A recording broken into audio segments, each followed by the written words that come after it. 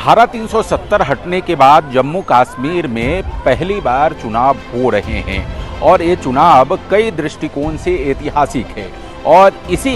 को समझने के लिए मैं मौजूद हूँ जम्मू कश्मीर के श्रीनगर के लाल चौक पे। पीछे आप देख रहे हैं कि लाल चौक ये है और इस पर जो तिरंगा है वो काफ़ी शान से लहरा रहा है। लेकिन आज बात जम्मू कश्मीर चुनाव की। पिछले 4 दिनों से मैं जम्मू कश्मीर में हूँ, अलग अलग क्षेत्र में जाकर के लोगों से बातचीत करने की कोशिश की। पहले चरण का जो पूरा चुनाव था उसको कवर किया और लोगों से बातचीत की। पहले चरण में जो चुनाव के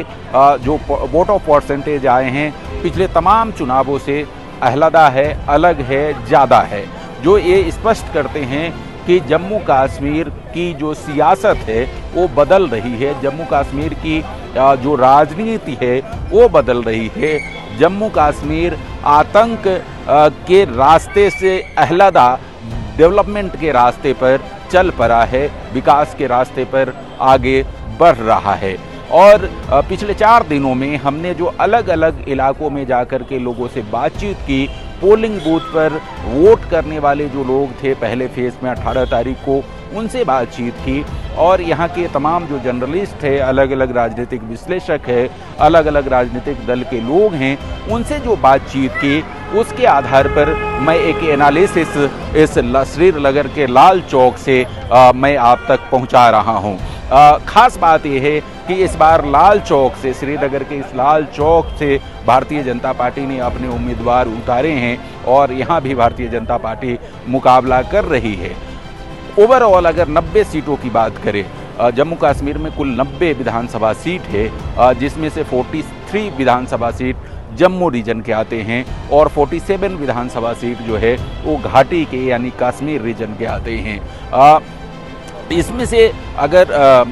बात करें कि भारतीय जनता पार्टी कितनी कितनी सीटों पर चुनाव लड़ रही है, तो भारतीय जनता पार्टी जम्मू रीजन के सभी सीटों पर अपने दम पर चुनाव लड़ रही है। जबकि अगर कश्मीर की बात की जाए तो कश्मीर में कुल 19 सीटों पर भारतीय जनता पार्टी ने अपने उम्मीदवार उतारे हैं और भारतीय जनता पार्टी की कोशिश है कि कम से कम घाटी से कुछ सीट निकाल ली जाए। लेकिन उससे ज़्यादा महत्वपूर्ण इस बात जो बीजेपी की रणनीति है वो ये है कि घाटी में नेशनल कॉन्फ्रेंस और कांग्रेस का जो गठबंधन है उसको ज़्यादा से ज़्यादा नुकसान पहुंचाया जाए, उसको ज़्यादा से ज़्यादा सीटें ना आए। पीडीपी तो ऐसे भी जो है वो मैदान सरकार बनाने यानी मजबूत स्थिति की दिशा से बाहर है। तो बीजेपी की रणनीति, जो भी रणनीतिकार है, उनका टोटल फोकस इस बात का है कि घाटी में जो है, घाटी में नेशनल कॉन्फ्रेंस और कांग्रेस के गठबंधन का जो वोट बैंक है उसमें कैसे सेंध लगाई जाए और उसको कैसे कम किया जाए, उसको कैसे मिनिमाइज किया जाए, जिसका लाभ स्थानीय जो उम्मीदवार है, जो अलग अलग इंडिपेंडेंट कैंडिडेट है, स्वतंत्र उम्मीदवार है और छोटे राजनीतिक दल के जो उम्मीदवार है वो चुनाव जीत करके आए और फिर भारतीय जनता पार्टी ऐसे लोगों के साथ मिलकर और जम्मू रीजन में जो उनकी सीटें मिलेंगी उनको मिला करके सरकार बना ले। ये बीजेपी की कुल मिलाकर के रणनीति है। लेकिन इस सबसे अलहदा घाटी क्या कहता है, जम्मू क्या कहता है? जम्मू में इस बात से कोई इंकार नहीं किया जा सकता कि जम्मू रीजन में भारतीय जनता पार्टी का दबदबा है। भारतीय जनता पार्टी वहां पर अच्छी खासी सीट जीत सकती है। हालांकि पिछले जब भारतीय जनता पार्टी की जम्मू कश्मीर में सरकार थी उस समय भारतीय जनता पार्टी ने जम्मू रीजन से जितनी सीटें जीती थी उतनी सीट इस बार भी जीतना उनके लिए किसी चुनौती से कम नहीं है। लेकिन भारतीय जनता पार्टी की कोशिश है कि जो जम्मू रीजन की 43 सीट है उसमें से मैक्सिमम सीटें वो जीत ले। दूसरी तरफ जो कश्मीर रीजन की 47 सीट है उसमें भारतीय जनता पार्टी की ये कोशिश है कि उसमें से जो स्थितियां हैं उसमें कम से कम जो भारतीय जनता पार्टी की कोशिश है कि करीब 32 ऐसे इंडिपेंडेंट कैंडिडेट है, 32 ऐसे जो स्वतंत्र उम्मीदवार है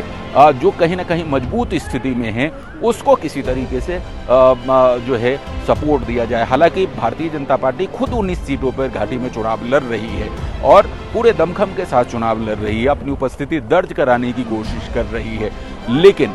मैं फिर से कहूँगा कि भारतीय जनता पार्टी की रणनीति इस बात की है कि घाटी में पीडीपी और कांग्रेस गठबंधन को ज़्यादा सीटें न मिल पाए और इसके लिए जो निर्दलीय उम्मीदवार है, जो स्वतंत्र उम्मीदवार है और जो छोटे दलों के उम्मीदवार है, उसको कहीं ना कहीं अंदर से भारतीय जनता पार्टी की कोशिश है कि उनको सपोर्ट दिया जाए और वो चुनाव जीत करके आए, ताकि उनके साथ भारतीय जनता पार्टी मिल करके जम्मू कश्मीर में अपनी सरकार बना सके। लेकिन इस सबसे अहलादा आम जनता की क्या सोच है, आम जनता क्या सोचती है, आम जनता किस मुद्दे को लेकर के इस बार वोट की है, 18 तारीख को वोट किया है घाटी के लोगों ने, तो उसको अगर मैंने अलग अलग विधानसभाओं में जा कर के बूथ पर जा कर के लोगों से बातचीत की और उसमें जो लोगों ने बताया उसके अनुसार एक सबसे बड़ा मुद्दा जो घाटी का है वो घाटी में धारा 370 की जो बहाली है, स्टेटहुड की जो बहाली है, वो सबसे बड़ा मुद्दा है। और चूंकि पीडीपी और कांग्रेस गठबंधन जो है उसने स्टेटहुड बहाली के साथ ही धारा 370 की वापसी का जो है वो वादा किया है, लिहाजा घाटी में कांग्रेस और नेशनल कॉन्फ्रेंस का जो गठबंधन है वो सबसे मजबूत स्थिति में है। ऐसा एक पत्रकार के तौर पर मैंने अलग अलग घाटी के अलग अलग विधानसभा क्षेत्रों में जाकर के लोगों से जो बातचीत की, बूथ पे जो मतदाताओं से बातचीत की, उसमें बहुत ही स्पष्ट तरीके से उभर करके आया है कि घाटी की 47 सीटों में से अधिकांश सीटों पर नेशनल कॉन्फ्रेंस और कांग्रेस का जो गठबंधन है उसका दबदबा है, क्योंकि घाटी के बहुसंख्यक लोग जो हैं वो कहीं न कहीं धारा 370 की जो वापसी का वादा है उससे प्रभावित होते दिखते हैं। हालांकि बहुत सारे लोग ऐसे भी थे घाटी के अंदर के जिन्होंने कहा कि धारा 370 का मसला जो है वो सियासी मसला है और सियासी मसले से उनको बहुत ज़्यादा कुछ लेने देने की ज़रूरत नहीं है, उनको डेवलपमेंट चाहिए। और बहुत सारे लोग घाटी के अंदर के लोग, खासकर मैं पुलवामा की बात करूँगा, पुलवामा के अलग अलग विधानसभाओं में मैं गया हुआ था, वहाँ पर मैंने लोगों से बातचीत की तो लोगों का ये कहना था कि डेवलपमेंट जिस तरीके से हुआ है पिछले कुछ सालों में, और पिछले कुछ सालों में जिस तरीके से घाटी में शांति स्थापित हुई है वो एक बड़ा मुद्दा है, पीस एक बड़ा मुद्दा है और डेवलपमेंट एक बड़ा मुद्दा है, उसको लेकर के लोग वोट कर रहे हैं। हालांकि 370 एक बड़ा मुद्दा है, इस बात से इनकार नहीं किया जा सकता, वोटर उससे प्रभावित है, इस बात से भी इनकार नहीं किया जा सकता। लेकिन एक सच ये भी है कि घाटी के बहुत सारे लोग ऐसे हैं जो इस बात को समझने लगे हैं कि 370 धारा जो है वो सियासी मसला भी है और घाटी के लिए सियासी मसले से ज़्यादा ज़रूरी घाटी का डेवलपमेंट है, घाटी का पीस है, घाटी की शांति है, यहाँ के युवाओं का रोजगार का मसला है, यहाँ के अलग अलग क्षेत्रों में आधारभूत संरचनाओं के विकास का मुद्दा है। ये जो है यहाँ पर अब कम से कम एक जागरूकता लोगों में आई है और शायद इसी का नतीजा है कि प्रथम चरण में जो मतदान हुए वो 60 को क्रॉस कर गया। ये भी अपने आप में एक बड़ी बात है। तो जो पूरा रुझान निकल करके सामने आ रहा है वो रुझान ये बताने के लिए तैयार है कि मुख्य मुकाबला कांग्रेस और पीडीपी गठबंधन और भारतीय जनता पार्टी के बीच है, लेकिन जो निर्दलीय उम्मीदवार होंगे, जो छोटे दल है, उनकी भूमिका सरकार बनाने में काफ़ी महत्वपूर्ण होने वाली है, क्योंकि बीजेपी भारतीय जनता पार्टी की पूरी रणनीति इस बात पे ही फोकस्ड है कि घाटी में पीडीपी गठबंधन और कांग्रेस को ज़्यादा से ज़्यादा सीटें न मिल पाए, यानी वो सरकार बनाने की स्थिति में न आ पाए और छोटे दल जो हैं, इंडिपेंडेंट कैंडिडेट जो हैं, वो जीत करके आए ताकि उनके साथ मिलकर भारतीय जनता पार्टी सरकार बना सके।